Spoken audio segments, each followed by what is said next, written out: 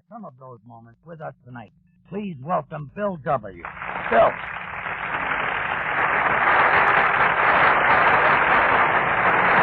Thank you, Steve. Thank you very much. I'm sorry I'm late, folks. Well, it was a chance that we weren't going to even get here tonight. I understand some of you in the hall already know what has happened today, but it's come as a terrible shock. And well, here, let me read the telegram that we received 1 o'clock this afternoon.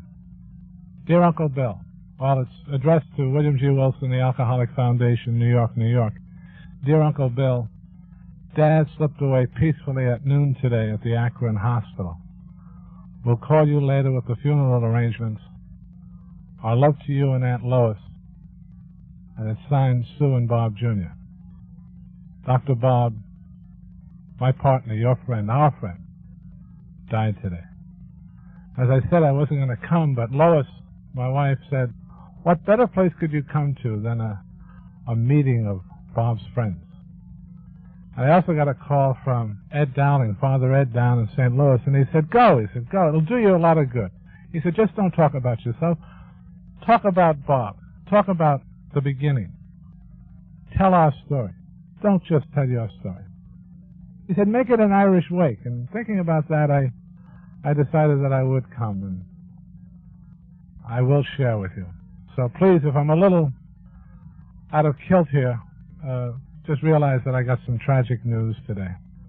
I did, though, on the way over, take a minute to jot down a few notes to sort of commemorate the event of this group's anniversary. And with your permission, I'd like to get that out of the way before we begin the meeting. We meet tonight to celebrate this group's anniversary, first anniversary in the life of Dr. Bob Smith. We thank God that He has freed many of us out of bondage. And we're here to tell all our friends of our deep gratitude for all the help they have given us in this wholesale miracle of recovery, and to share with them and with each other the sure evidence of God's grace among us. So much for speech making. We don't make speeches, we just tell our stories. Tonight, though, it'll be a little bit different. It'll be our story. Well, let me see, where do I begin? I guess for us, for me anyway, the beginning was 16 years ago. 1934, the end of the summer, September. I was a patient up in Charlie Towns' hospital, up on Central Park West. I had been a patient there before. This was my fourth visit, third time that year. And I was upstairs, wrapped up in one of Charlie's canvas pajama tops. You remember the ones that tied in the back? And my wife, Lois, she was downstairs. She was talking to Dr. Silkhorst, and he was telling her what he had just maybe an hour or so before told me. He was telling her that my drinking, which had once been just a habit, had now become an obsession, and that my body at last had developed an allergy to the very substance that I craved, and that I was dying, and that I was an alcoholic. He had this concept, this theory, after treating thousands of men like myself, that mine was a disease as any other disease, and a disease that was sure to kill me if I was left to my own. And it was his earnest suggestion that Lois commit me into the Rockland State Hospital for the insane. You could do that then as a chronic inebriate, and he wanted to do that because he knew I was killing myself. But all Lois could say is, but doctor, you don't understand. I never met a man like Bill who, when he made his mind up, could do anything. Why can't he stop this drinking? And again he repeated, he has a disease. Hard to understand, harder to treat, but a disease nevertheless. And that he better follow his advice. Lois, of course, was distraught, and I was upstairs going over those words myself, and I was just as distraught, just trying to say, why me? You know, typically alcoholic. Why me? Why did this happen to me? And I went back over my life, and I could see certain events perhaps that brought me on the road to it, but why me? I did not set out to be this way. Perhaps if I had to look for a reason, was the fact that my father had a problem with alcohol. That was the reason for my parents' divorce when I was 8 years old. My sister and I and my mother were abandoned by my father as a result of his drinking. My mother left shortly. I was made to live with my grandparents, my mother's parents. My grandfather instilled in me at an early age a strong, strong desire to be number one. And I guess the capstone of all of that was at 12, in my earnest rush to be number one, I invented, or was in the record books as an inventor, the first American boomerang. I had gotten a book from Grandpa when I was 12 on my birthday that, in passing it to me, he said, you know, the Aborigine is the only fellow that can make a boomerang. And I just went after that tooth and nail to prove that I could be an equal to an Aborigine. And after 6 months, a 6-month power drive, I created the first boomerang. It worked. And from that day on, my grandfather started it off. I was a number one man in his eyes, and as far as he was concerned, in everybody else's eyes. Little realizing at the time that I was setting up an emotional boomerang that was going to last me the rest of my life. The need to be number one in everything I did. So perhaps that was the reason for my turning alcoholic. I only drank for 17 years, picked up my first drink when I was 22 in the Army. Stationed up in Massachusetts with my wife. 22, 17 years later, I'm lying in a hospital bed, an alcoholic. Made a fortune in those 17 years and lost it. Not much to my fault, but some of it, but a lot of it due to the crash in 29. That began the in and outs of the institutions, because when that happened, I also crashed, and I was a hopeless drunk. A lot of problems with alcohol. In and out of sanitariums, drying out places, hospitals, rest homes. Lost everything we had. Everything. Now here I am, 39 years old, and the doctor wants to put me in the hospital for the rest of my life. Well, I begged Lois not to follow his advice. When she came to see me, I begged her to give me one more chance, and God bless her, she did, and she brought me home to our home. In reality, it wasn't our home, it was my brother-in-law's. We were living rent-free over on Clinton Street in Brooklyn Heights. Lois had a job in a downtown Brooklyn department store, making $22 a week. Everything we had that was of any value had been sold long before this, and I was a chronic drunk. But she brought me home anyway, and she gave me that one last chance. And in the next 2 months, I proved the doctor wrong. Totally, absolutely wrong. I didn't leave the house, but I got sober. Stark raving sober, I guess you'd call it, but I got sober. After 2 months of just staying inside that house, I knew that the doctor had made a mistake. I was not an alcoholic. I was not a drunk. And then, Armistice Day, 1934, a beautiful, smashing day. Positively brilliant. I looked out the window after breakfast, and seeing how great it was, I said to my wife, Lois, I said, honey, I want to play some golf today. This is perhaps the last good day of the year, and I want to get in a round of golf before winter sets in. I felt like $1 million. And she tried to stop me as best she could. She said, Bill, get stronger. Get stronger. But I insisted. And finally, she relented, and she gave me a few dollars, and I went up to the attic, and I dug out the old golf bag, and I walked down to the Staten Island ferry. The club was open in Staten Island. Actually, it was my brother-in-law's club. I could play, and he'd pay. But I walked to the ferry, took the ride over, and as I said, it was a positively beautiful day, and I felt like $1 million. On the other side, I boarded the bus to take me to the clubhouse, and on getting on the bus, I noticed a fellow that was carrying a rifle. Now, I don't know about you, but in New York, if I see somebody with a gun, I want to keep a good eye on him. So I decided the best thing for me to do was to sit alongside him. And after a few stops, I said to him, hey, mister, where are you going with that rifle? And he just told me, he said, I'm going to a shooting match. And as it turned out, it was at a gun club right next door to the very golf course that I was going to play on. There was this gun club, and he was going to shoot that afternoon. Now, having been raised in Vermont, I fancied that I knew everything there was about rifles, and I began to tell him everything I knew. As it turned out, he knew a lot more than I did, so at the end of it, just to be number one in the conversation, I threw in what I knew about the artillery, having been in the artillery during the First World War. And lo and behold, I became number one in the conversation. He was impressed. And we were settling down for a very comfortable ride when all of a sudden the bus was rear-ended by a taxi cab. We had to unload to see the damage, and it wasn't much, just a few bumps and bruises, but nothing of any significance. But it was sufficient that the driver, the bus driver, had to wait to make out a police report, so they called for a replacement bus to continue the trip. Well, we're standing on the curb, my newfound friend and I, when he spots an old speakeasy across the street. He says to me, why don't we wait there? He said, it'd be a lot more comfortable, and the driver can come for us when the new bus arrives. I said, sounded like a good idea to me, so we crossed the street and we knocked on the door and they opened it up for us and we got in and sat at the bar, and the bartender came up and said to my friend, he said, what will you have? And he asked for a whiskey and ginger ale, as I recall. And of me, they said, what would you like? And I said, just the ginger ale, thank you. And he turned to me, my newfound friend, and he said, you don't drink? And I said, no, I don't drink. And then for some reason that I'm still, to this day, not quite sure why, I decided to tell him my life story with alcohol, blow by blow, dollar by dollar, hospital by hospital, everything that I lost. Everything over the years that caused me pain and horror and heartbreak and just everything. And he listened. And when I finished, he said a wondrous thing to me. He said, you know, you're a remarkable man. And immediately I knew that he was an intelligent man, because nobody, and I mean nobody, had had a kind word to say to me in years. But this man could see through all of me and get to the very nub of it and see that I was a number one, a highly intelligent man.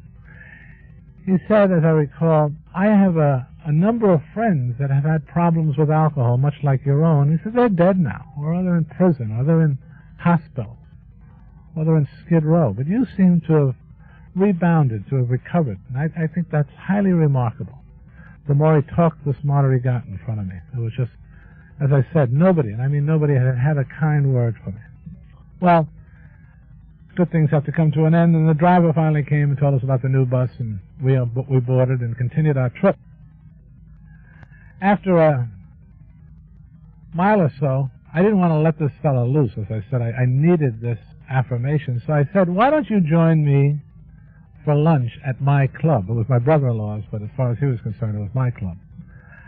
I'll stand you to lunch, because you're not going to start shooting, as he had told me, until 2 o'clock, and I wasn't going to tee off until 1:30, and it was just a few minutes before noon. I said, why don't you join me? We'll have lunch, and at the end of lunch, you can walk out the back door of the clubhouse and cross a small field, and you'll be at the gun club in a matter of minutes. And he liked the idea, and he agreed. So when my stop came, we both got off and entered into the country club. And we were walking to the dining room when we were stopped by the manager, and he said, can I help you? And I said, no, we're just going for a bite of lunch. And he said, oh, I'm sorry, I apologize, but the dining room is closed today in celebration of Armistice Day. We've given the staff the day off.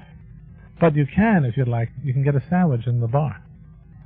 My friend said to me, will that bother you? And I said, no, not at all. I've already passed the test. I'd gotten out of that saloon in one piece. I'm sure I could do it again. So we crossed over, and we went into the bar and sat up on the bar stools, and eventually the bartender came over to service, and he said, what will you have? And my friend again asked for a whiskey and ginger ale, and I asked for a ginger ale, and we ordered sandwiches. And my friend, as I said, who was getting smarter by the minute, he said, you know, you're fantastic. He said, you're in a sea of alcohol. And there were bottles all over the place. I mean, it was just loaded with every type of liquor you could imagine. He said, you are remarkable. You're just absolutely a wonder, because you're in a sea of booze, and it's still not pulling at you. And I knew that I was cured.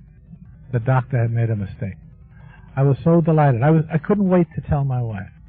Well, we drank our drinks and we had our sandwiches, and finally I asked the bartender for the bill so I could sign it so my brother-in-law wouldn't have any problems paying it. And we were about ready to leave when the bartender came back over, and he put down 2 mixed drinks, one in front of me and one in front of my friend. And he said, gentlemen, these drinks are on the house in celebration of Armistice Day. Without a moment's hesitation, I reached over and I picked up mine and I drank it down. When I turned to my newfound friend, he didn't look smart anymore. He had the dumbest expression I've ever seen on a human being. And all he could say to me is, mister, you've got to be crazy. Absolutely crazy. After what alcohol has done to you, for you to take that drink, you must be insane. And all I could say was, you're right, I am insane. I am crazy.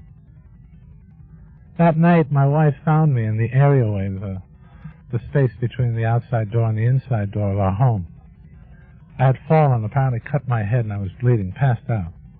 Still clutching that bag of unused golf clubs.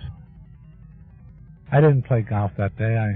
I got drunk and proved the doctor right.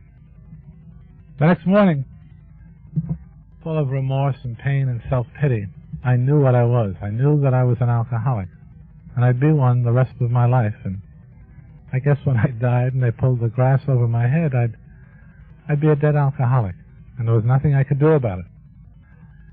But I also knew that I'd be damned before I'd die in some insane asylum. I decided then and there that I would drink myself to death, or get the Dutch courage that I needed to take my life. And that's what I set out to do. For the next several weeks, I begged, borrowed, or stole the dollar bill it took to get the 3 little bottles of gin that it also took to get me over the edge, to get me drunk. Day in and day out, I sat in that empty house in Brooklyn, drinking myself to death, occasionally writing angry letters to Franklin Delano Roosevelt, telling him what a lousy job he was doing running the country. Letters I want to assure you right now he never replied to. I don't think Lois ever mailed them. But that was my future, and that was my end. And I couldn't care less. That's how Ebby found me. Ebby T., some of you might know, from the rooms. Got a call one day. Old Ebby, my school chum. He said, "Hey, Bill, this is Eb. Can I come over to see you?" And I said, "Oh, Ebby, please, please do." I hated to drink alone. I truly did. Here was my old pal coming over to share an afternoon. We could reminisce and talk about the old days, and it would be wonderful. I said, "Oh, please come over, Eb." And he said he'd be right over. And I then did what I consider to be a very heroic act for a drunk of my nature. I dug out the one little bottle of gin that I had sequestered behind the commode in the downstairs John. I put that on the kitchen table, and because I remembered that Ebby had a kind of a sour stomach, I also rescued a can of pineapple juice from one of Lois's pantry shelves, and I put that on the table and waited for my friend, looking forward to a splendid afternoon, because I was sure he'd bring a jug too, and we'd have a great time. And while I was waiting, I was trying to recall an event that friends of ours, friends of Ebby and I, had passed on to me about him being in a kind of a scrape not too long ago, maybe a month or so before his call today. And it seemed that Eb, in one of his binges, had run his car into somebody's living room up near Albany. And when he climbed out of the wreckage, there was a woman sitting on the sofa, and he said to her, "Madam, would you please get me a cup of coffee?" And we all laughed about it because she got the cops instead. I must ask him when he comes, "How did you get out of that scrape, Ebby? I'd like to know for future reference." That was a real bad scrape. I must ask him. Well, I didn't have long to wait. There was a knock on the door, and I went to answer it. And as soon as I opened it and took one look, I knew that something had changed. There was something different about it. He was clean, for one. His suit was nicely sponged and pressed. He had a blocked hat. His shoes were shined, and he was clean-shaven. I knew how I looked. I always knew how I looked. I had a pair of baggy trousers, wearing an undershirt, 3 or 4 day growth of beard. I used to go around with my brother-in-law's house slippers on. They were a size and a half too big for me, so I couldn't walk exactly. I had to slide around the house. Lois used to love that. She used to say to friends, "He polishes the linoleum wherever he goes." That's how I looked. Well, we said a few pleasantries in the parlor, and finally I said, "Ebby, let's go back to the kitchen where it's a lot warmer," and where I knew the gin was. I also happened to notice, by the way, that he wasn't carrying a jug. He was empty-handed. Maybe he's broke. Well, he followed me back, and we sat at the kitchen table, and we shared a few more pleasantries, and finally both of us are eyeing the bottle of gin and the can of pineapple juice. I said to him, "Eb, how would you like a little drink?" And I reached over, and I started to pour one out, and he said, "No, Bill." He said, "No, thank you, not today." I said, "You're not drinking?" I said, "You on the water wagon, Eb?" He said, "No, I'm not. I'm just not drinking today." So what happened, old friend? This is news to me. He said, "Well, I guess you could say I got religion." Oh, my God, I thought, I've let a religious nut in my house. And then I realized, well, that isn't such bad news, because now all this liquor is mine. I don't have to share it, and I'm sure it'll outlast any rantings and ravings he might have about whatever religion he picked up. So I said, what religion have you found, Ed? And he said very matter-of-factly, he said, "I guess you'd call it the religion of common sense." I had never heard of Our Lady of the Common Sense, so I dug a little further. I said, "What do you mean, common sense. Well, he said, Bill, I don't know if you realize how much of a grip alcohol had on me. And right away I knew I wasn't going to tell him about what I knew. I said, no, Eb. I said, you have a problem with alcohol? He said, oh, yeah. He said, a very, very severe problem. Why, just a little over a month ago, he says, I was in a judge's chambers, and they were getting ready to throw the book at me and lock me up. I had gotten into the one scrape too many, and my family wanted me off the street. And while I was in that chamber, friends of ours, and he mentioned their names, and they were friends of mine too, and he said also a perfect stranger, he mentioned his name, and he was a stranger to me also. He said these people came to that hearing. And the stranger stood before the judge, and he said, Your Honor, turn him over to us. I think we can help him solve his problem. They're members of the Oxford group, Bill. Have you ever heard of those? And I had. I said, yes, I know a little about them, having read some articles and some stories over the years in the society columns, a bunch of fancy Dans that got together to overcome whatever drinking or drugging or gambling problems they might have. But it was a subject that I didn't want to know that much about, so I said, I don't know that much. He said, well, he said, I got involved with these people. The judge had nothing to lose, so he just turned me over to him. And after a while, listening to him, I took certain ideas peculiar to them, and I put it to work on my drinking problem. And it seems to have done the trick for me. Well, if you're in for a penny, you're in for a pound. And I said, well, what are those ideas, my friend? And he said, well, number one, I had to get honest with myself for the first time in my life and take a look at what alcohol had done to me. And then he said I had to talk it over with somebody else. In strict confidence now, I want to assure you that. In strict confidence, I had to talk it out with somebody else. And then he said, I had to become willing to make up for all the harm that I've done with my drinking and with other things. I'll be doing that the rest of my life. Then also, he said, I had to also become willing to help people like myself. And when I heard that old Bill Wilson was holed up over in Brooklyn drinking himself to death, I said to my friends, let me take a crack at him. And that's why I'm here today. Well, I was offended. I said, wait a minute, Eb, I don't know who gave you that idea that I was drinking myself to death, but you're wrong. I might be having a couple of bad spots here, but I'm certainly not doing that. Well, I said, all right, that could be mistaken, he said.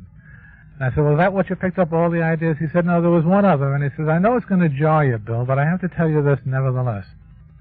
I know where you stand on this issue, but I had to also come up with asking God for help to do those other four things, to keep me straight and keep me on the beam.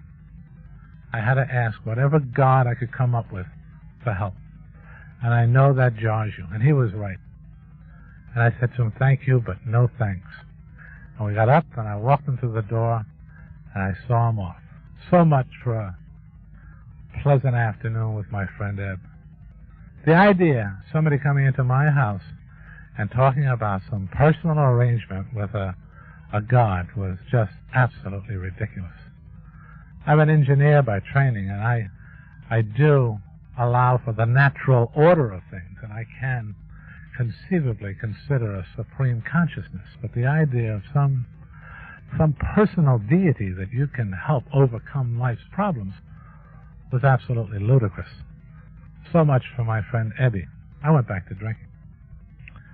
But a funny thing happened over the next couple of days. I couldn't get the sight of Ebbie out of my mind. He became another obsession. All I could do was think of him sober and me drunk. I knew what I was. And I kept saying, there's something wrong with this picture. What's wrong? And eventually I realized I should be sober. Because I was the number one man. I was number one in everything. I should be sober. I should be the one talking to the likes of Ebbie. There's something wrong about this. And the obsession grew and grew and grew until finally I began to realize, realization I guess you'd call it, or a moment there, some brief moment, I began to realize that had I cancer and Ebbie showed up and he told me about a cure for cancer that was in the hands of some, quote, great physician, unquote, I would have followed him on my hands and knees to wherever that physician was located. Had I cancer? And yet I had a disease much like cancer. It was killing me. And I wouldn't do anything about it.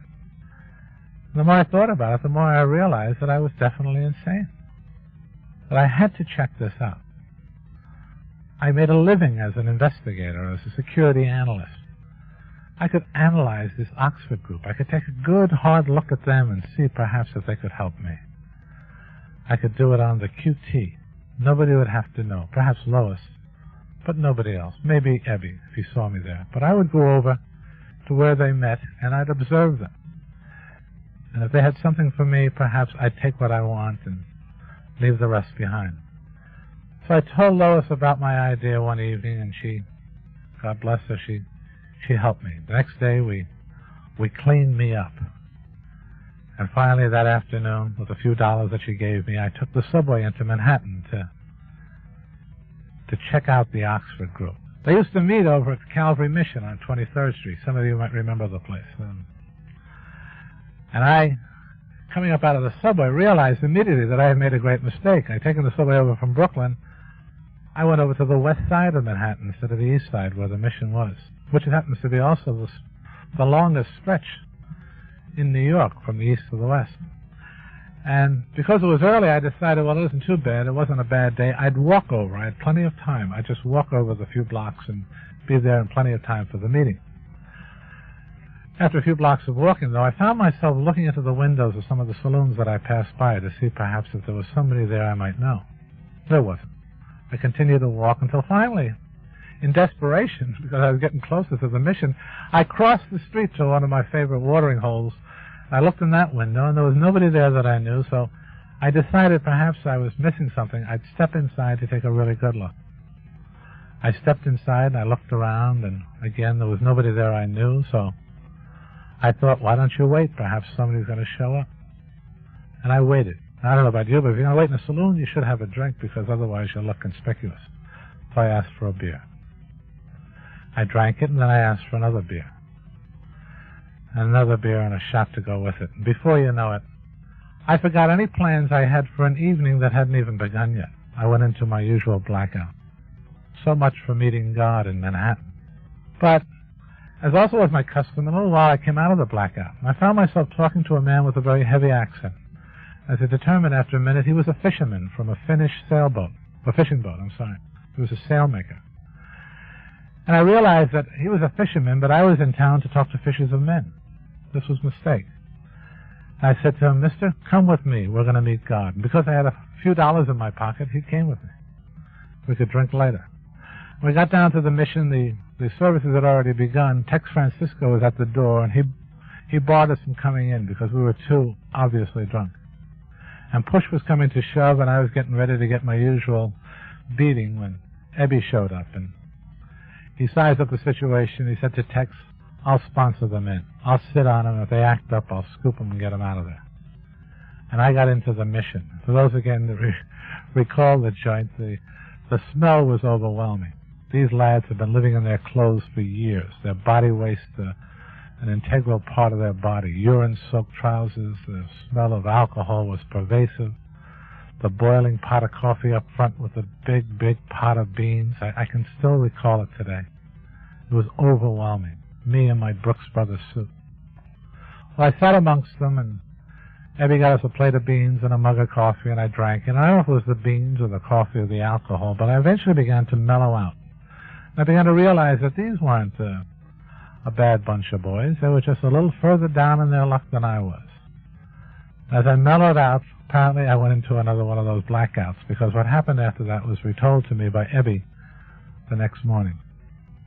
Seems that in my blackout, halfway through somebody's witness, I got up with the fin and came forward to accept Christ. And before you know it, I was singing old camp songs, playing the tambourine, and jumping for Jesus, and giving testimony myself about the evils of alcohol. And again from Ebby's mouth, everybody sat in wonder of me. I had them spellbound. When he told me that the next morning, I was absolutely mortified, because I knew I didn't believe a word of whatever it was I said. I just knew that I could never go back to Manhattan again. The idea of some drunk coming up and saying to me, "You were great the other night at the mission," it appalled me. I also realized that this was really the onset of the insanity of alcohol, and I was on a downward slide that would never, ever, ever be the same again. I was finished. Eddie didn't argue. He left. He said, "You had me convinced." Going out the door, he said, "Bill, you had me convinced. I thought you had it." And I sat home really feeling sorry for myself. Lois was at work. And then I realized something that I hadn't realized earlier that morning. When Lois was going off, I reached into my trousers pocket and I took out money and I turned it over to her.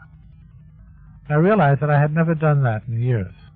I never came home with money. I spent every dime I had. Before I come home, I'd be dead broke. I couldn't go buy a bar with a dime. Apparently something did happen. What it was, I don't know, but I knew that if I was ever going to pull myself back from the abyss that I was on, I had to find out. So I decided I would get sober. I would sober up and go back to the Oxford group and really take a good look. Now, how do you get sober? With my experience, you go into Towns Hospital. My brother-in-law paid, always paid, the $125 it took for the 5 days to sober me up. Well, I don't know about you, but if you're going to get sober, you should get drunk first. No sense going into the hospital with a hangover. What a waste of $125. And it seems I was foolish enough to give my money away to my wife. I only had 6 cents, a penny and a nickel. And they took a nickel to get in on the subway. So I realized you can't get drunk even in Brooklyn on a penny. So what I did do is I got dressed and I went out and I scrounged around a few of the stores in Brooklyn Heights until I came up with the one store that would give me credit. And actually it was Lois's credit. And on her tick, I got 4 bottles of beer. Drank 2 right away because I was very thirsty. Wound up trying to give one away on the subway to a stranger. He wouldn't take it, so I drank that.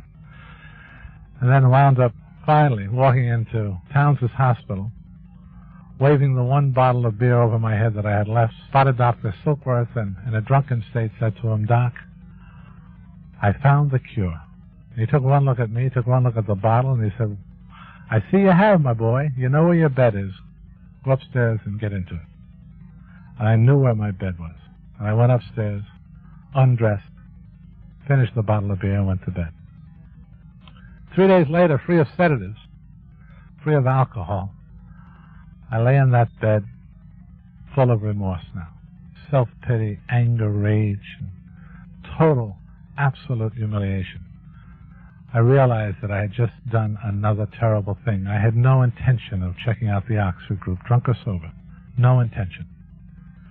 I had just cost my brother another $125, and I also cost my wife not to speak to me. What a terrible, terrible thing to do. When I looked up and standing in the doorway was my friend Debbie. And the first thing I said to myself was, here's a fellow that practices what he preaches.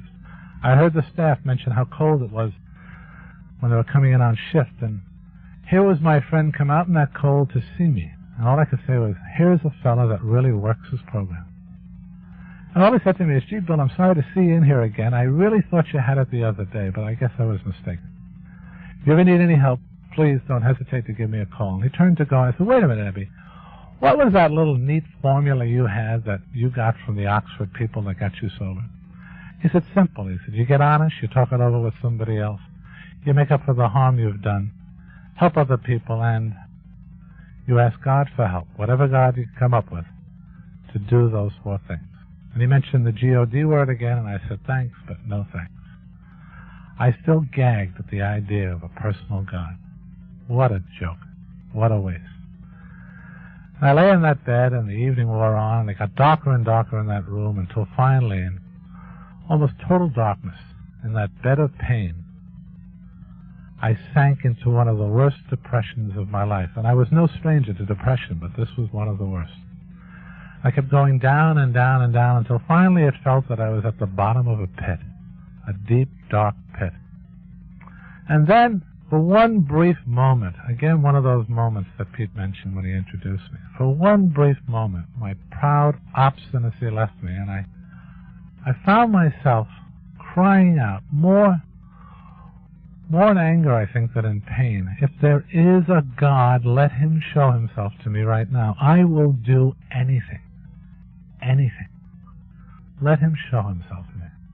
The room lit up in an intense white light, and I was caught up in an ecstasy that words cannot describe. In my mind's eye, it was as if I were on a mountaintop, and a wind, not of air, but of spirit, flowed through my body. And it burst upon me that I was a free man. The obsession to drink left me. That obsession that absolutely pervaded my total being left me. Eventually the ecstasy subsided, and now I found myself back in that hospital bed, but this time surrounded in a presence of pure joy. And I realized, this number one man, that I was a part, if only a tiny part, of a universe ruled in justice and love by a loving, compassionate, personal God. And all I could say was, so this is the God of the preachers. This is what they've been talking about all these years. Eventually, I have one of these inquiring, rational minds. Eventually, the mind began to say, my God, Bill, this is the granddaddy of all hallucinations. This was that slide into madness that Dr. Silkworth talked about. This was the end. And I became frightened. So frightened that I got the nurse and I asked her to get Dr. Silkworth. And she did. He came and sat alongside my bed, and I told him what happened to me. And he listened. And finally, I don't know where the courage came from, I said to him, Doctor, is this it? Am I going insane? And after a few minutes, his brow furrowed, and he looked up to me and he said, no, my boy, no. I have never witnessed what has happened to you. But I've read about it in books, and it does sober up drunks, and I can tell you it's all you got. I saw you a short time ago, and I wouldn't have given you a tinker's damn for your life, but something has happened, and you better hang on to it. Because, again, it's all you have. And he left, and I slept like a baby. The next morning, I told Abby what happened, and he went out and came back a few minutes later, and with him he brought a book called The Variety of Religious Experiences by Dr. James, the Harvard psychologist. And he said, Bill, you'll find what happened to you in this book. It's the toughest book I ever read, but I devoured it. Absolutely devoured it. And in it I did discover what had happened to me, the cash value of my experience, I call it, the scientific truth. This doctor had chronicled the number of experiences, some the illuminating type that I had, the sudden one that overcomes people. And then he also went on to illustrate the gradual experiences that other people have over a period of time through the help of other people or in fellowship or in service. They all undergo a transformation, a conversion. But the one thing that they all have in common, the one key ingredient, is a state of calamity. They are all in a sense of powerlessness and hopelessness before anything like this can occur. And this is what happened to me. I had had this sudden illuminating experience. And then typically alcoholic, I said, but why me? Why did this happen to me? And then I realized my drinking had so isolated me that it was as if I were in a cave. And my friend Ebby, well, first, my family over the years, and my wife in particular, stood outside that cave asking me to come out, and I couldn't get out. I couldn't find my way out. And finally, Ebby, he showed up outside the cave, and finally, after having been a captive in a similar cave, he entered mine. He knew the way. He took me by the hand, and he led me out. One cave dweller helping another, one alcoholic helping another. And I knew that's what I wanted to do. I wanted to help other people like myself. I left the hospital. I joined the Oxford group. And I came forth.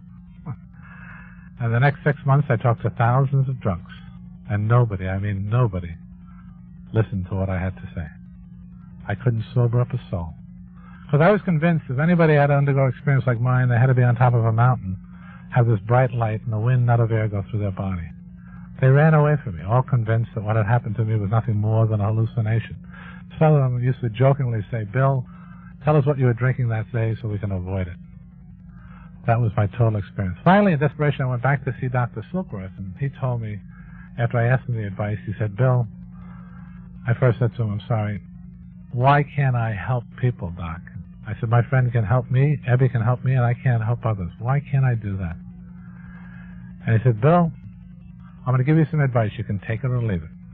I've listened to you talk to some of our patients here, and I want to suggest that you lay off the God business. Don't talk about God to a drunk. Talk drunk to a drunk. And after you make the connection, one alcoholic talking to another, talking about the lies and the losses and the deceit and the pain and the anguish and the heartbreak, Once you make that connection, then talk about the spiritual program. But make the connection first. I began to do that, and they stopped running away. Nobody got sober, but they stopped running away. And then friends, family friends, began to say, hey, when is Bill going to go back to work and get Lois out of that damn department store? And I heard it. And I realized that they were right. I wasn't any good in the drunk business, so I began to look for some action down on the street. And finally, I heard of a deal going down in Akron, and I cut myself in for a piece of the action. But folks, before I go to Akron, I got to stop for a few minutes and take a break. I'll see you in a few minutes. Thank you very much.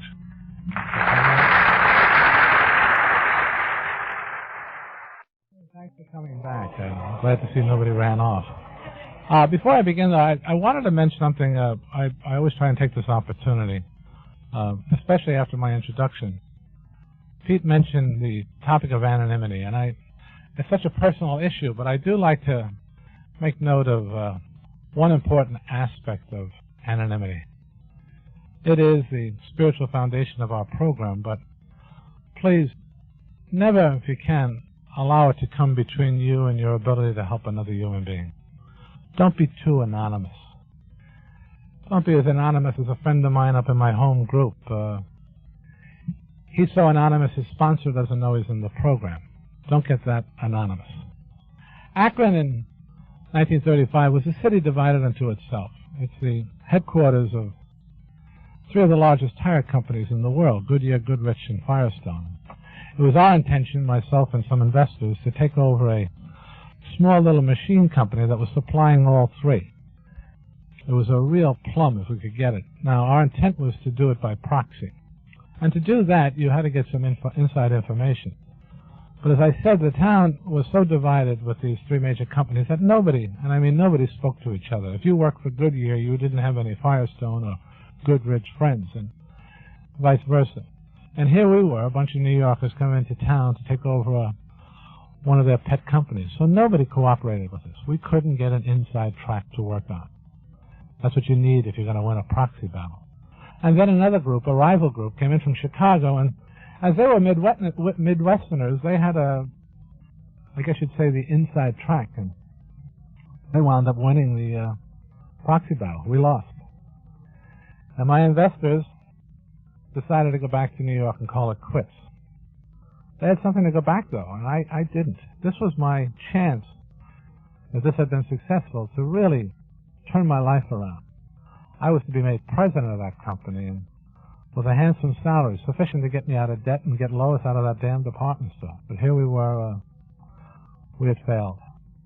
But I asked them if they would allow me to stay for a few days to sort of reconnoiter and find out if there was any malfeasance or misfeasance on behalf of the winning company. And if there was, we could sue them for the illegality and perhaps get back our expenses with maybe even a little profit. My partners had nothing to lose. The hotel was paid forward for a few days, so they said, go ahead. If you want to stay, that's up to you. And they left, and I stayed behind. And that's how I found myself that Saturday in May 1935, day before Mother's Day, walking up and down the lobby of the Mayflower Hotel, pacing. At one end was the desk clerk, and at the other end was the hotel bar. And I just walked backwards and forwards, waiting for Monday, waiting to go to work. Feeling very, very sorry for myself because it was a failure. Mine was a last gasp. Finally, I found myself no longer pacing, but I was standing outside of the bar, and I was listening to the noises that a bar makes and all the nostalgia that it was creating inside of me. And finally, I decided that I'd go in and have a glass of ginger ale and strike up a conversation, thereby passing the day. And as soon as I said it, I realized what had happened to me on that trip to Staten Island, and I realized further that I didn't want a glass of ginger ale. I wanted to get drunk. I had $10 in my pocket, and believe me, $10 in those days, you could be king for a day in Akron with $10. But I also had been sober long enough, or without a drink long enough, to realize that I should be frightened by the way I was thinking, and I was frightened. I was rationalizing, and that frightened me.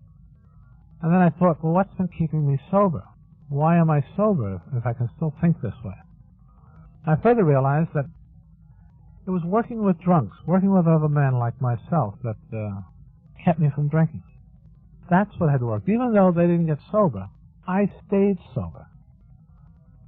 And I said, if I could find a drunk to work on, by God, I need him more than he needs me. I need to find a drunk to talk to. But I was a stranger in town. I knew nobody. I couldn't go into the bar and ask somebody if they wanted my help. They'd beat me up. I went back to pacing. And then after a few minutes, for no reason that I know of, I found myself reading a church directory in the center of the hotel lobby. And at the bottom of the directory, there was one name that just leapt out at me. The Reverend Walter Tunks. As a boy growing up in Vermont, when we took a walk in the woods, we took a tunk. And that was hunch enough for me. I bet on that hunch. I went over and I dropped the nickel into the phone and I dialed, and the Reverend Tunks answered the phone. And for those of you that are bowlers, it was what you'd call a 10 strike. I had called the #1 fan of the Oxford groups in Akron, Ohio. I told him my plight, what I wanted, that I was a rumhound from New York, here on business, that I'd been sober for 6 months, I was a member of the Oxford group, and I think I could help another drunk. Did he know any? Well, he was at first hesitant. He could deal with drunks one at a time. He didn't know if he could handle them 2 at a time. But finally he said, I don't know any drunks. I'm sorry. He said, but even if I did, in confidence, I couldn't share their names. But I do know members of the Oxford group. Here, let me give you their names and numbers. And with that, he gave me 10 names of 10 members of the Oxford group. I went and cashed $1, and I got 20 nickels. I went back to the phone booth, and I sat down, and I began to dial those numbers. I went through the first 9 in a matter of maybe 10 or 15 minutes. And they were either not home, or they knew nobody that I could help, or they hung up on me. Simple as that.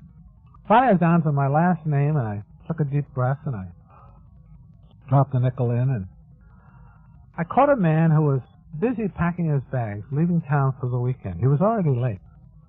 And I told him my story, and he listened. He said, I'm sorry I can't help you. I don't know any. But he said, here, call this woman. Perhaps she can help you. And he gave me her name. My heart sank. Her name was Henrietta Seiberling. I said, my God, this has got to be Frank Seiberling's wife, the fellow that started Goodyear. I knew him. We were members of the same clubs in New York. I couldn't call him up and say, hey, this is Bill Wilson. Do you remember me from New York? I'm now a drunk. Do you know any drunks, or does your wife know any drunks that I could help? I couldn't call him. I just couldn't put myself to do it. The more I sat in that booth thinking about this, the more I realized that if I didn't, I'd get drunk. Finally, taking another deep breath, I dropped the nickel in, and I dialed the number. And Henrietta answered. Henry, we call her. I told her my story and what I wanted, and all she said was, come right over. And she gave me the address. And I came right over. She wasn't Frank Seiberling's wife. She was his daughter-in-law, soon-to-be ex-daughter-in-law. She was in the process of divorcing the young heir. She was living in the gatehouse. She wasn't in a mansion. She was down by the side of the road. She had moved there so her children could be close to their father. She had embraced the Oxford group several years before, when this divorce process began, to get the help that they offered.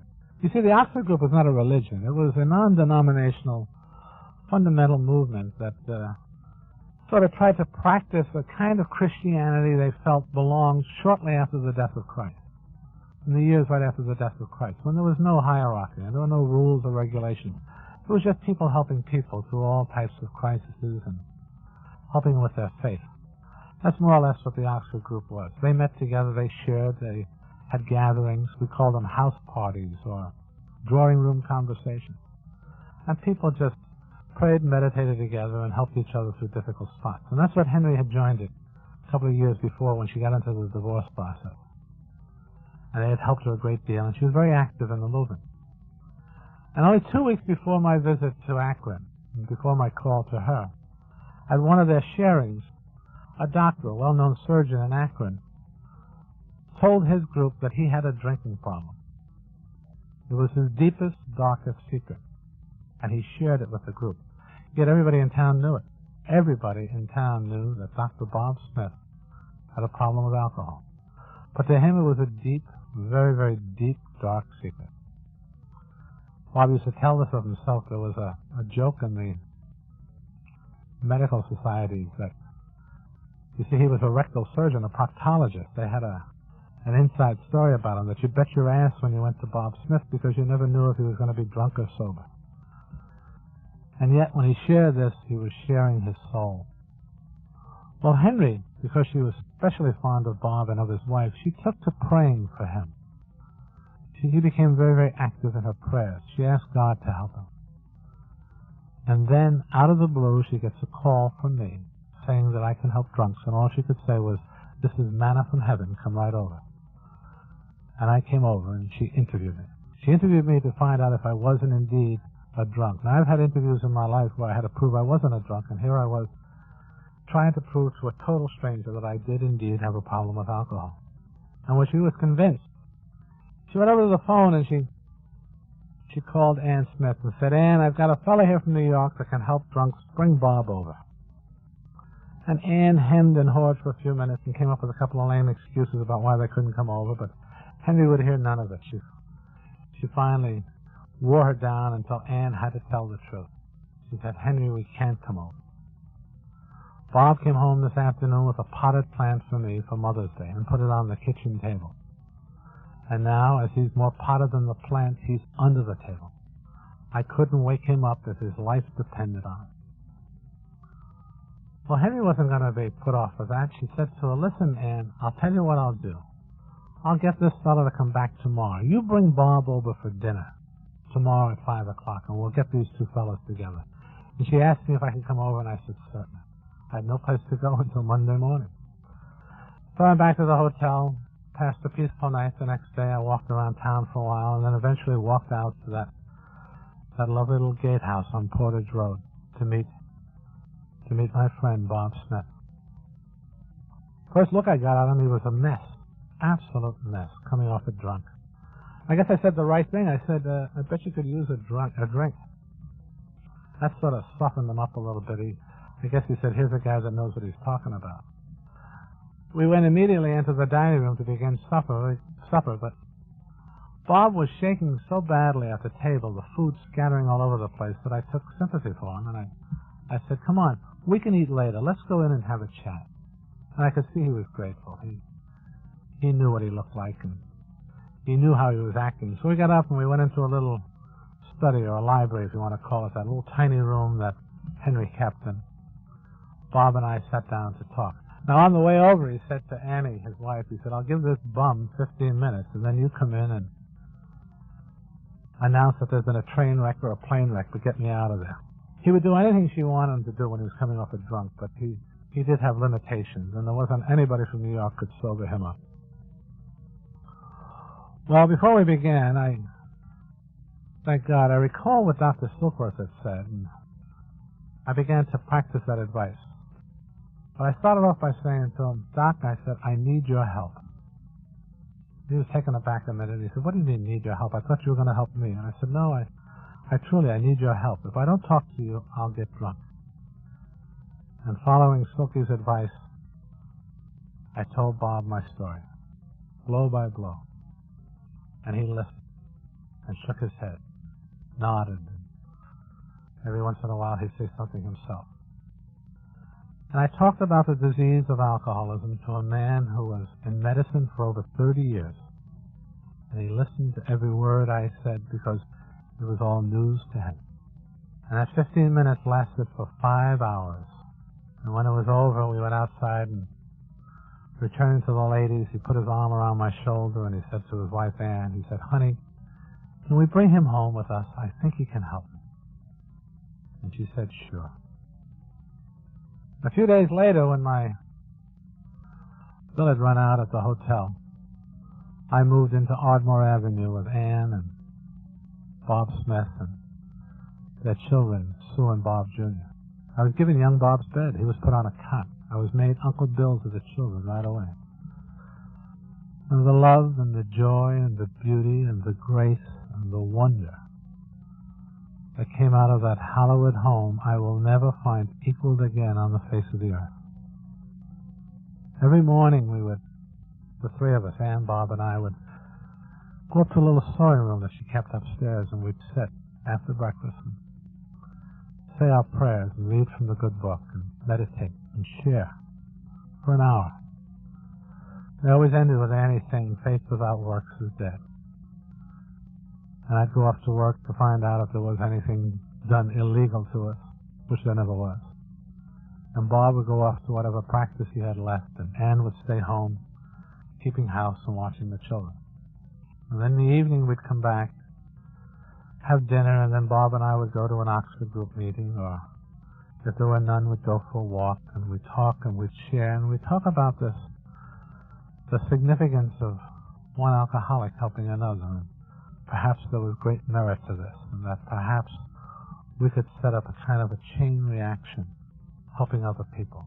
And after a couple of weeks, Bob got sober. It was wonderful, truly wonderful.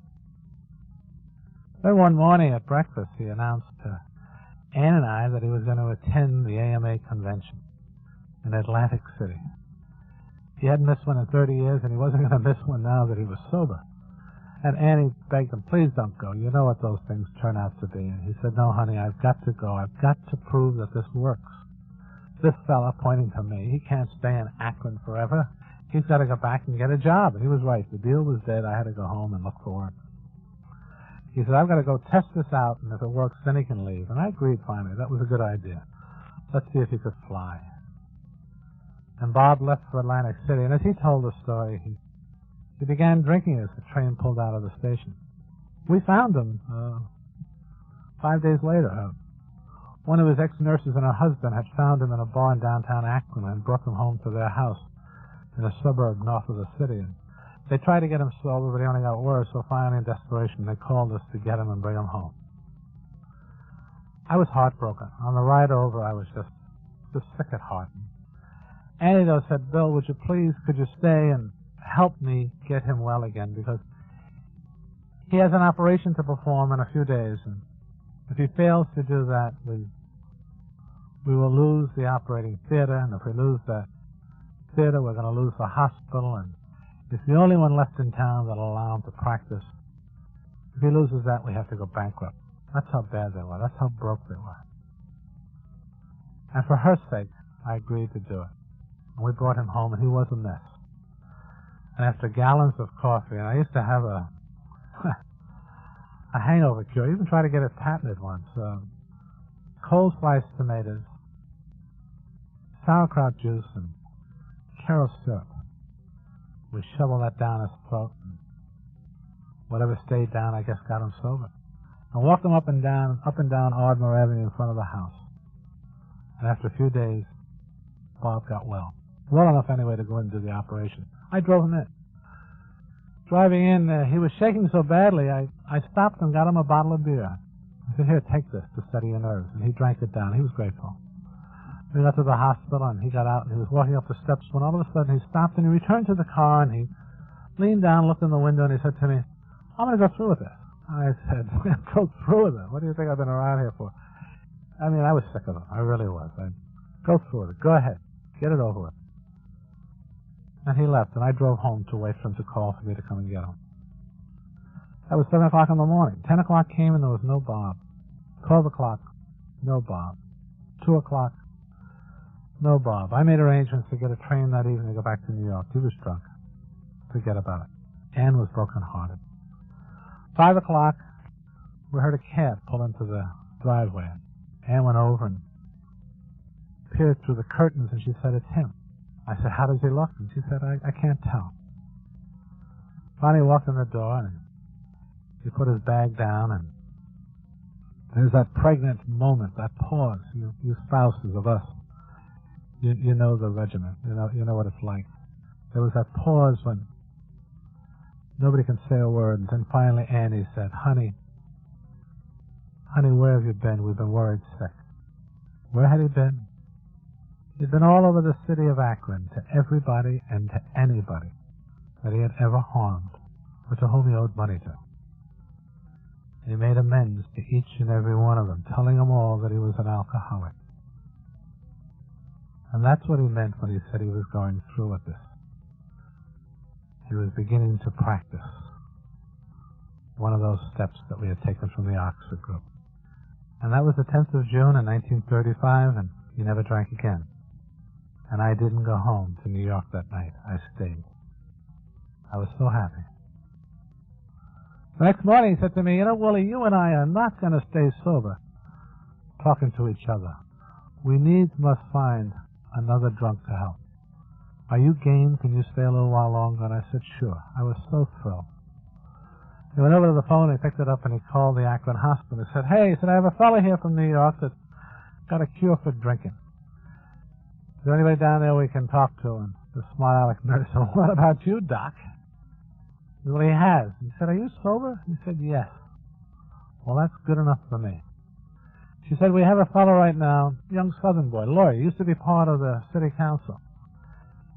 We got him tied down in bed. He just blackened the eyes as a head nurse. Been on a terrible drunk. He's going to be committed to the Ohio State Hospital when he gets out of here. Self-committed. Will he do? And Smitty said, yes, he'll do fine, thank you. Give him some sedatives and we'll be down by and by. And then without my realizing or knowing anything about it, he had the man put into a private room so we could get him out of the ward and talk to him in private. At his expense. And that evening we went down and we met the man in the bed. Now, in those days, when you were taken out of a ward and put in a private room, it meant usually only one thing. You were dying. When we showed up, this fellow was frightened out of his wits.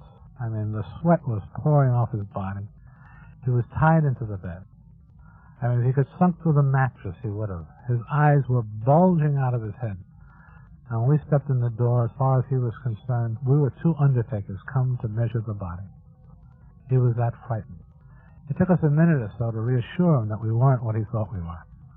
Finally, he settled down, and we each of us told him our story about what it was like, what happened, and what it was like, which is what we were doing right now.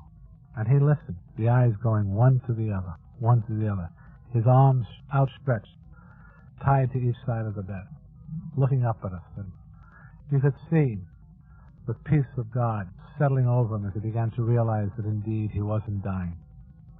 Finally, when we finished, we said, what do you think? And looking up at us, he said, gee, fellas, I'm happy for both of you, but it's too late for me. I wish you all the luck in the world, but I'm a goner, he said. I dare not leave here. I'll kill somebody on my next drunk, I'm sure of it. I've asked to be committed into the Ohio State Hospital. It's too late for me, but I wish you all the luck in the world. He said, I didn't give up on God. God gave up on me. Well, we couldn't fight that. We had no tools to combat that. And we turned to go. And I don't know to this day if it was Bob or I, but one of us went back to the bed and said, listen, maybe we missed something.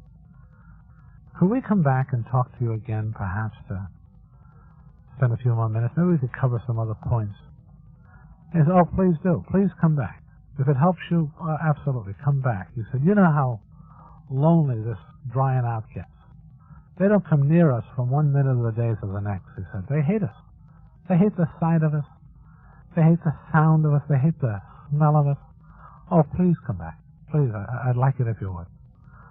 Well, we had a half a sale. It wasn't a complete sale, but we could talk to him again, and we felt good about that. We left. A few days later, we came back, and now this time he's back in the ward. He's not in a private room. We stepped into the doorway, and he spots us. He's sitting up in bed talking to his wife. And he lets out a roar, there they are! I mean, he screamed so loudly, there was a fellow, I think, that had certified as dead, got up and left. A nurse dropped her tray. We rushed down, trying to quiet him down. He was jumping up and down, saying over and over again, it wasn't a dream. It wasn't a dream. These are the men that I was talking about. There was somebody pointing to us. These men did come to see me. He had thought it all was a figment of his drunken imagination. He pointed to me, he said to his wife, honey, this man, he said, is a stockbroker. Come here on business. Come to see me. He's a drunk just like me. And pointing to Smitty, he said, and this guy, he said, honey, he's a Heine doctor right here in the hospital. Come to see me. Tell her, he said, tell her what you told me. I haven't been able to get the sight of you two men out of my mind. Tell her what you told me. And we each of us in turn told her again our stories. And throughout our whole telling, he kept saying over and over again, see, I told you, I told you. And when we finished, he said, honey, get my clothes, I'm going home.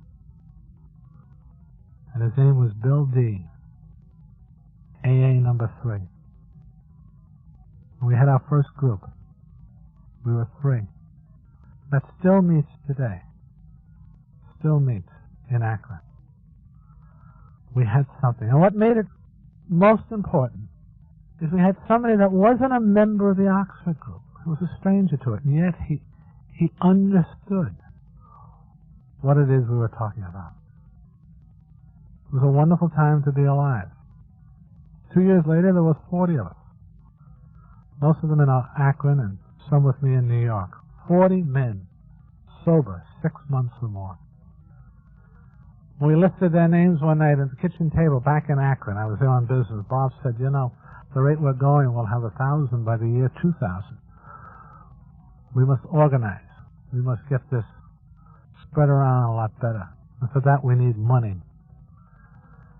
And Bill, you're the expert on the money. You better raise some money because we've got to get this message across. And I went and tried to raise money, and that's another story and another night. But it was a disaster. Finally, somebody suggested that we write a book. If you want to make money, write a book. Well, we borrowed some money and begged some money and sold some small trusts that we had, and we opened up the Works Publishing Company, and we set about writing a book. None of us with any experience at all in doing just that. I wrote my chapter, and a few other words, and Bob wrote his, and Silky contributed some, and members both in New York and Akron and Cleveland wrote their stories, and we had the makings of a book. We had something we thought could sell. The only ingredient missing was how it worked. None of us, and I mean none of us, clearly understood how it worked. Sure, we had 6 steps. We had taken the 5 original ones, and we added the first one, of course, which were powerless over alcohol and that our lives were manageable. But that's all we had. We had no really process or something to speak about. Whenever anybody would have asked us, how does this thing work, we always would just say, fine, it works fine. How does it work? One night, one evening actually, a group of fellas, myself included, were sitting around our place in Brooklyn Heights, my brother-in-law's place. Lois was still working in that damn department store, drinking her coffee, feet up on her furniture. And we were talking about how it works and what we had to put into this book, because the book had to get published. We were broke, absolutely, totally broke, and we were in debt. Bob, the worst of all of us. He was going to lose everything. We're sitting around, and we were talking up the idea that if we were going to make it a bestseller, we must keep God out of it.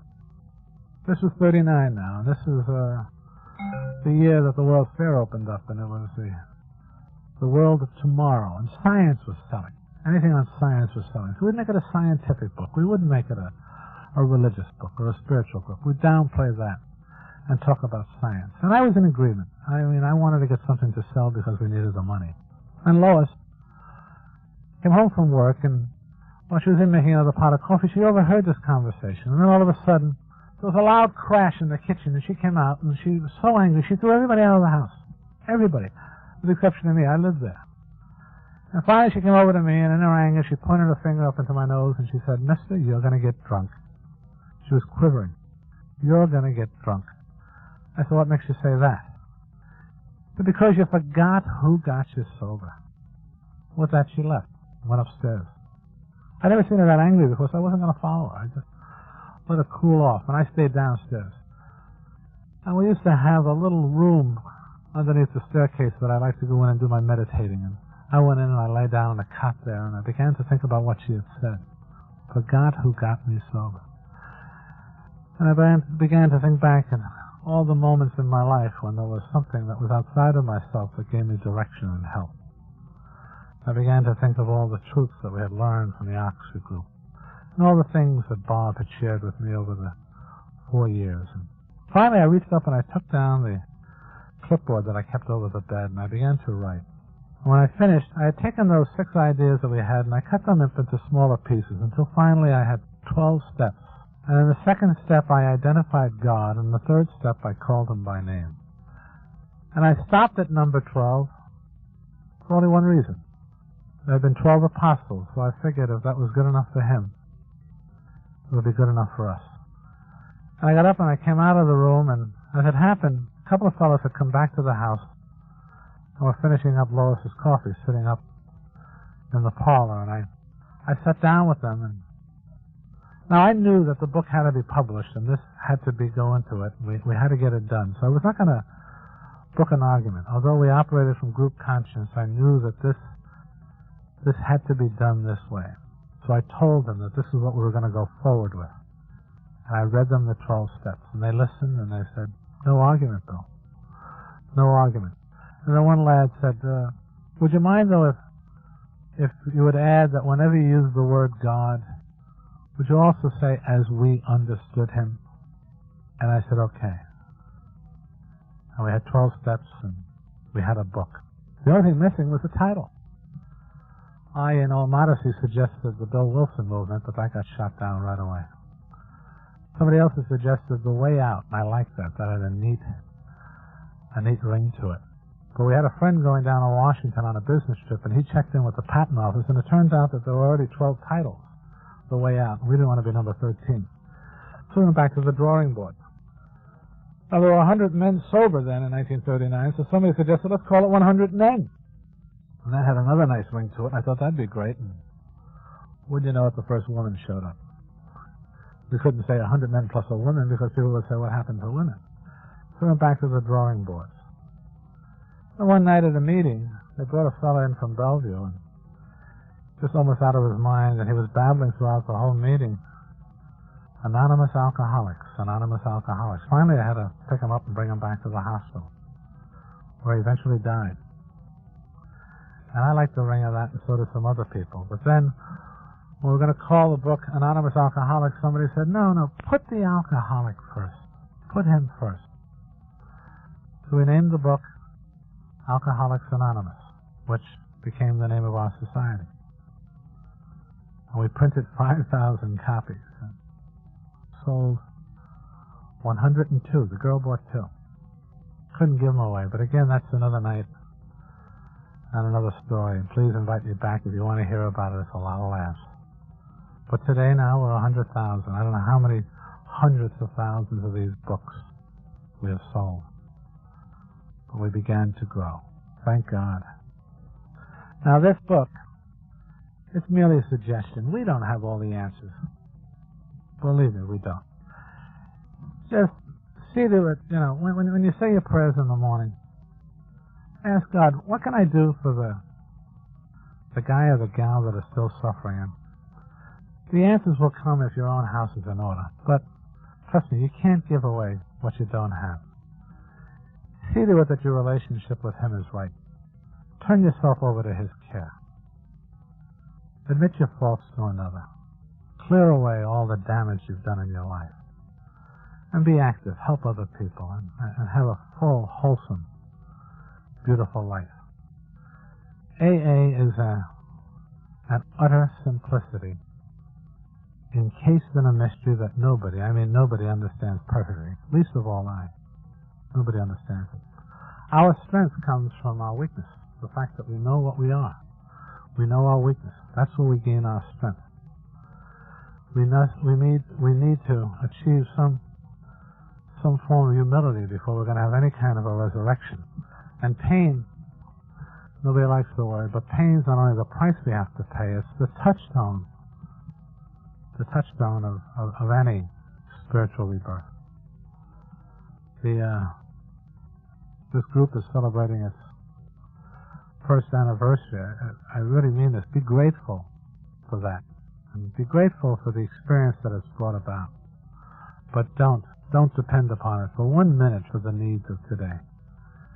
The art of life is to live 1 minute, 1 day, 1 moment at a time. And to make that moment, that day as perfect as you can. I want to thank you. I'm beginning to preach now, so I want to stop. I want to thank you for allowing me to share some of the moments of our life. Yours and mine, because you're all a part of it. And I realize now that my friends, my wife, were right when they said that I should come here tonight and share our story. It has done me a world of good. I would hope that you... Where did I put my coat? Oh, here it is. I would hope that you would invite me back again when I come back from Akron, because I will need your support more than ever then. I miss him already. You know, Bob and I, we were both from Vermont. He was raised 50 miles away from my home. He's 15 years my senior. He was from an aristocracy. His father was a judge. We were country bumpkins. I was born in a saloon. He was a physician, Bob. He was trained to accept people the way they were and to work with them as they were. Me, all my life, I'm a promoter, a seeker. I've been always reaching out for something new. My spirituality, my quest for truth is something that has hounded me. But Bob, my friend, he was always nearer to the truth of things, nearer to the power I sought. He found it in his simple approach to life, and I think that placed him closer to our Creator than any man I've ever known. I guess that was needed to get this thing going. Bob's simple inner life, and mine, to which I guess nothing is ever going to be simple. I am grateful that I was able to be in Akron this weekend with Bob. We had some piece of business, AA business, that you're going to hear more about in the springtime, to do with the Board of Trustees. And I went out to talk to him about it. For those of you at the convention in Cleveland last July, you witnessed his last talk. You'll never hear a finer speech in all the history of AA, where he could take these 12 steps and cut them down to 2 words, love and service. It's beyond me. But that was what Bob could do. Bob was a surgeon. He was always able to cut things down to size. Well, I was with him, and I want you to know, although he was in a great deal of pain and a great deal of suffering, I had all his attention. I had all of his energy and all of his calm reassurance.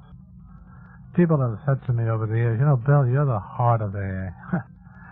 If I'm the heart of AA, then Bob was its soul and the blood of my heart. Well, anyway, when the meeting was over, I had to go catch a train back to New York, and I walked out, and he followed me. As we got by the hall closet, he stopped for a minute. He said, "Wait a minute, Bill," he said, "here." And he reached up into the closet, and he took down this old Irish country hat that he'd worn so many years, and he handed it to me. He said, "Here, Bill, put this on, wear it. It's raining outside, and I don't want you to get sick. You've got too much work to do." Now, for those of you that are not aware of it, there's a history between Bob and I on this hat. I have wanted it for 15 years, since the first day I laid eyes on it. I swiped it a number of times. Lois kept mailing it back to him, but here he was giving me this, his favorite hat. I just couldn't say a word. I said, maybe I keep my mouth shut or she'll change his mind. And I turned and I went, and I was walking down the path to the cab, and for some reason I turned back, and he had followed me out on the porch. He was standing there, and he had that beautiful broad grin of his, and he was smiling. And all he said to me is, "Don't louse this thing up, Bill. Keep it simple. Keep it simple." My God, he'd been saying that forever. This is my friend, my partner for 15 years, a man I never had a hard word with. And he said, "Keep it simple." I turned away, little realizing that it was going to be the last time I would see him alive. And I didn't know it. I wish I had. And then tonight, coming here to talk to you, I reached up into my hall closet to take down this hat. It was only then I realized that although I didn't know it, Bob knew it. You see, it wasn't raining in Akron that night. He just found a loving, simple way to say goodbye. And in so doing, showing me again how simple this program was. All we do is pass things on. Thank you. Good night. And God bless you.